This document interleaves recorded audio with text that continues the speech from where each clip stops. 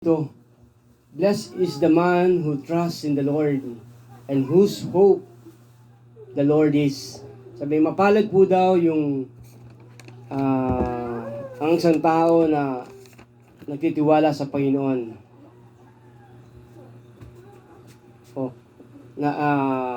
Nagtitiwala sa Panginoon. Tanong po, bakit kaya siya naging mapalad po? Bakit siya naging mapalad? Bakit tinawag sa mapalad nagtitiwala lang siya sa Panginoon? Una po,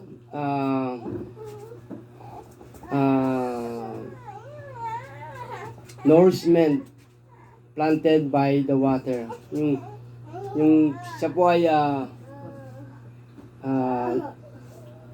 nourish po siya, lumalago po siya. Kasi siya ay nakatanim siya sa tabi ng batis o tabi ng meron picture kasi yun yung isang puno malapit siya sa tabi ng ilog. Kung makikita po nyo yun,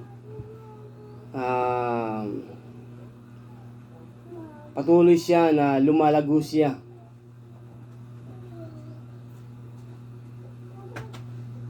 At may kabaligtaran po ito. Meron naman po mga puno na kung saan ay malayo sa ilog or sa dagat, na kung saan ang iba nasa disyerto, di ba, walang tubig, halos natutuyo na sila.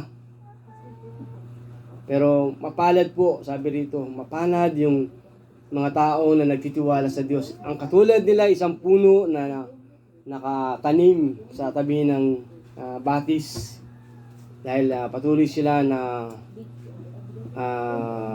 lalago o lalaki. Pangalawa po, stability. Spread out his root. Yung ugat po niya patuloy na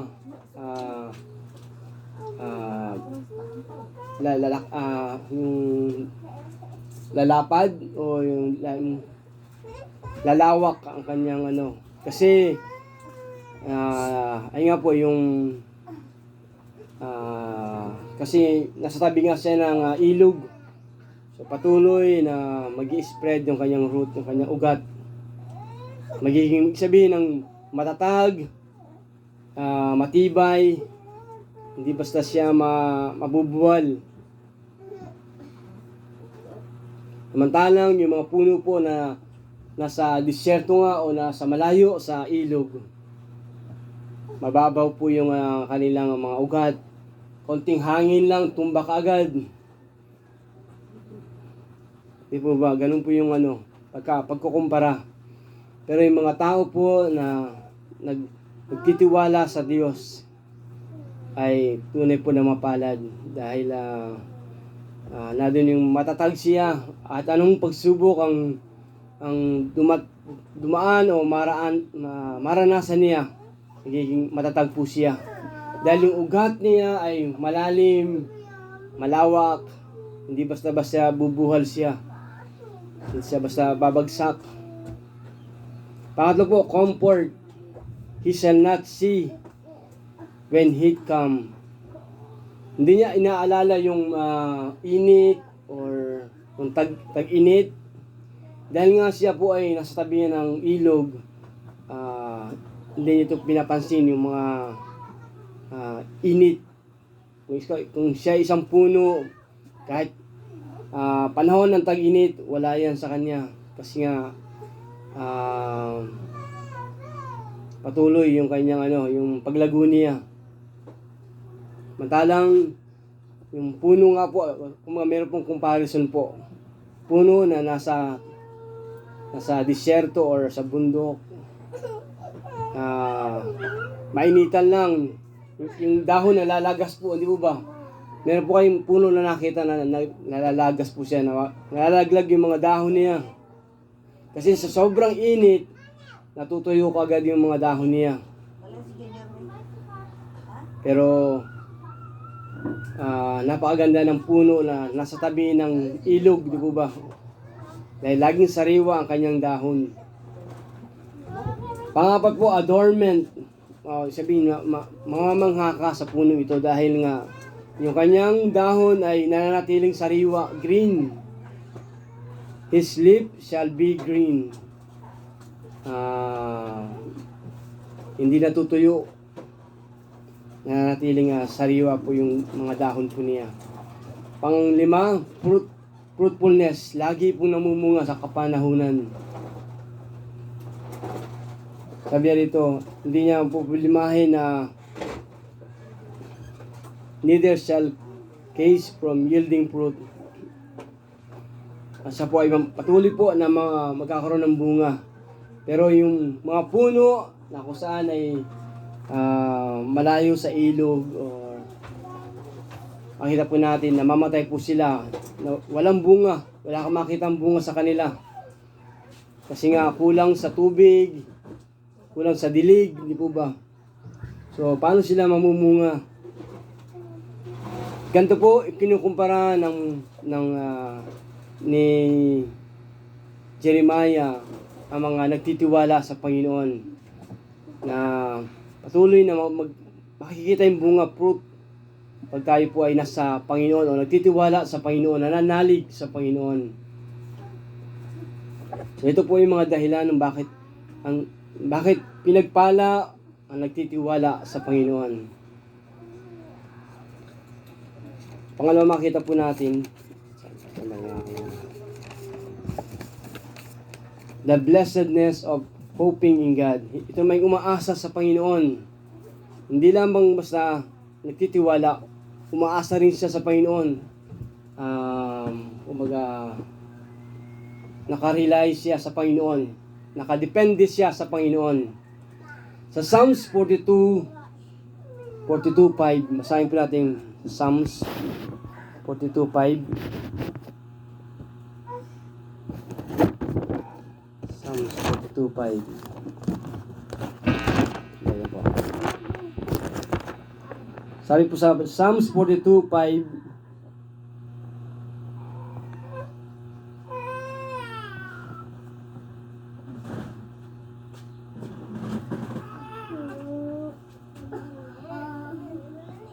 sabi niya, bakit labis nga ba akong nalulungkot at nababagabag?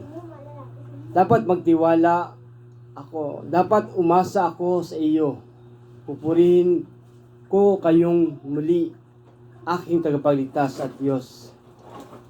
Sa English po, why do you cast down, O my soul? Put your hope in God. Kumbaga, umasa ka sa Diyos. Sabi ni David sa kanyang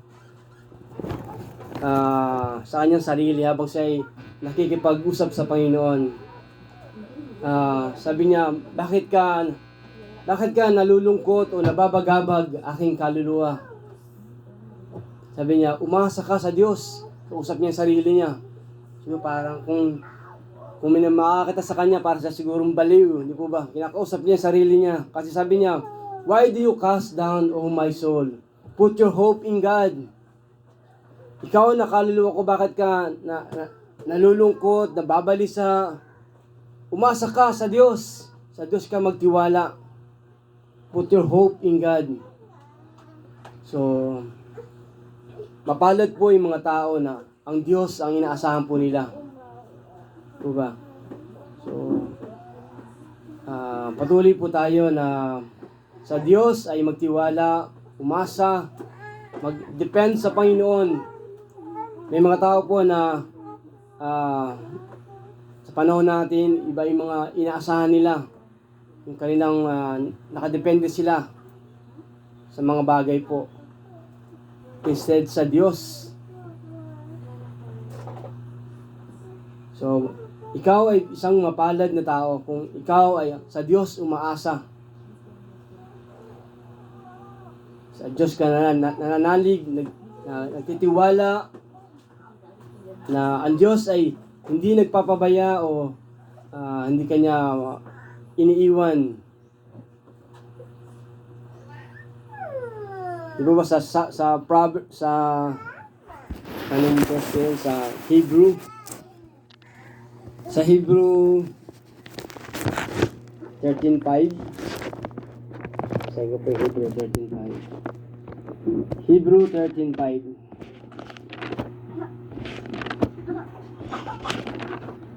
Sabi po ng Hebrew 13:5,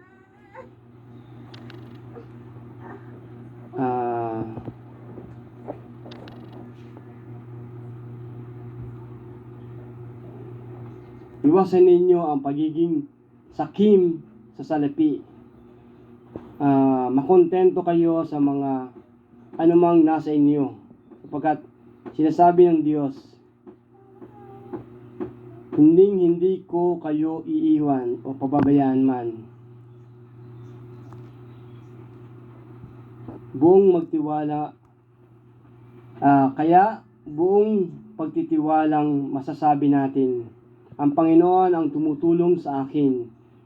Kaya hindi ako matatakot ano ang magagawa ng tao laban sa akin. Naano niyo po yung mga salita po, mga word na binanggit po dito. Sabi niya, iwasan ninyo ang pagiging sakim sa salapi. Maging kontento kayo sa anumang nasa inyo. Sapagkat sinabi ng Diyos, hindi ko kayo iiwan, pababayaan man. Parang ganito po. Wala akong pera. Pero sinasabi ng Diyos, hindi kita iiwan, hindi kita pababayaan. Di po ba? Pag yung tao walang pera, nilalayuan siya ng kanyang mga kasamahan. Walang pera yan. Huwag tayong sumama dyan. Wala tayong mapapala dyan. Pero ang Diyos, wala ka man pera. Sabi ng Panginoon, hindi kita iiwan, hindi kita pababayaan.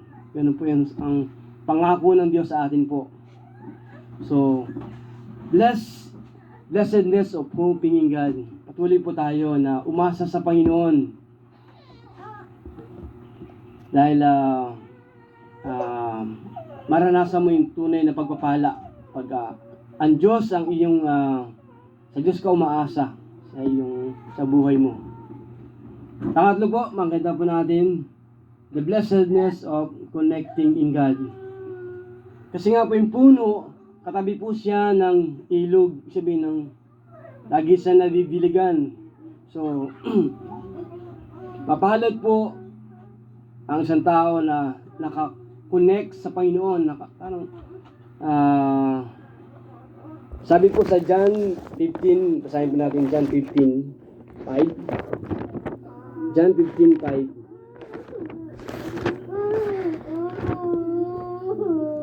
John 15:5.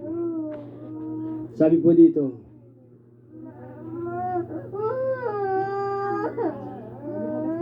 ako ang puno ng ubas at kayo ang aking mga sanga. Ang taong nananatili sa akin at ako rin sa kanya ay mamumunga ng marami, sapagkat wala kayong magagawa kung hiwalay kayo sa akin. So sabi niya rito, ako ang puno, kayo naman yung mga sanga.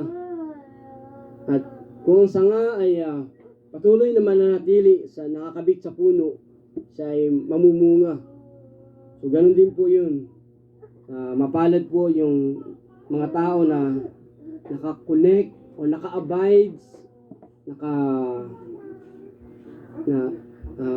nananatili sa Panginoon. Dahil nga po,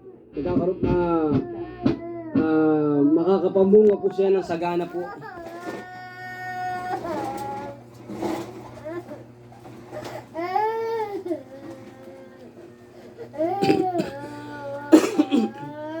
The blessedness of connecting in God. So, kasi sabi niya, kung ang sanga ay kung ang sanga ay hindi nakadugtong sa puno, wala siyang magagawa, hindi siya makakapamunga. Hindi po ba? Imposible na ang isang puno o isang sanga ay makapamunga kung siya ay hindi naman nakadugtong sa puno. So, blessedness of connecting in God. Mapalad po kung tayo po ay patuloy na mananatili, nakakabit or nakakonect sa Panginoon. Maranasan mo yung pagpapala ng Panginoon. Ngayon po na year 2024, so ito po yung ating maging prayer din po sa Panginoon. Yung blessedness of trusting God, yung pagtitiwala sa Panginoon. Pag ito po yung ginawa natin, tayo po patuloy nagtitiwala sa Panginoon. Sabi ng Bible, tayo po ay mapalad. Mapalad ang mga taong sa Diyos ay nagtitiwala.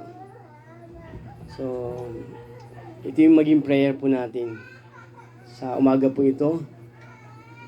Patuloy tayo sa Panginoon ay umasa, magtiwala, at manatili. Then, maranasan mo kung paano ka pagpapalain ng Diyos. O kung paano ka mapapamu, yung mamumunga ng marami po ba? Tulad ng isang puno, hindi po ba, na nakatanim sa tabi ng batis.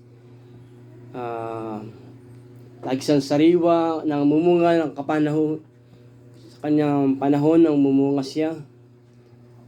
So, sa umaga po ito po yung mensahe ng Panginoon sa umaga ito, na patuloy po tayo na magtiwala sa Panginoon. Huwag mag-alinlangan, dahil ang Diyos po, pag nangako po siya, ay tutuparin niya o gagawin niya. Dahil tapat po ang Diyos.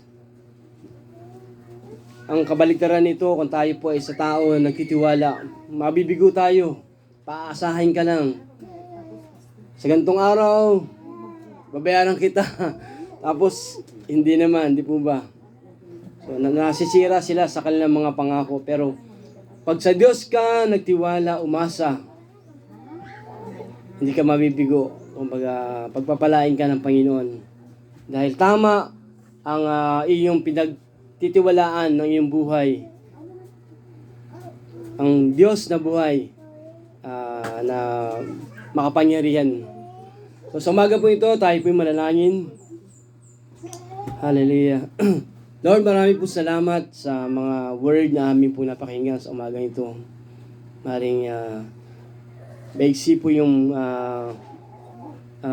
message sa umaga ito. Pero Lord, patuloy ka na simple lang po yung gusto mo na gawin namin sa year 2024. Patuloy po na magtiwala sa iyo. Magdepende sa iyo, Panginoon. Patuloy na umasa, Panginoon. Ito yung nais mo na makita sa iyong mga anak, Panginoon. At alam ko na ipaparanas nga po ninyo ang isang buhay na sagana, buhay na mapalad na buhay, pinagpalang buhay. Kung sa iyo ito gagawin, Panginoon. Kaya Lord, nandito po yung mga anak mo na nakita niyo po yung puso, buhay po nila, puso nila. Gusto po nila na ikaw ang patuloy na pagtiwalaan ng kanilang mga buhay. Kasama ng kanilang mga family, Panginoon. Ng mga anak at mga asawa, Panginoon. Lord, ang lahat ng ito sa inyo namin po pinagkakatiwala. Maging ang aming mga hanap buhay, mga trabaho, Panginoon. Ito po ay amin po sa iyo na pinagkakatiwala, Panginoon, na i-bless mo ng triple blessing, Panginoon. In year 2024, maranasan namin ang pagpapala na i-claim namin, Panginoon. Kasi ito yung pangako mo na ipaparanas mo sa iyong mga anak. Kaya Lord, salamat po. Kiniklaim namin ito. Na ito ay maranasan namin ngayong year 2024, ang pagpapala na nais mo sa iyong mga anak sa lugar po ng New Iganya Church. So, kami po ay excited, Panginoon, sa gagawin niyo po sa taong ito.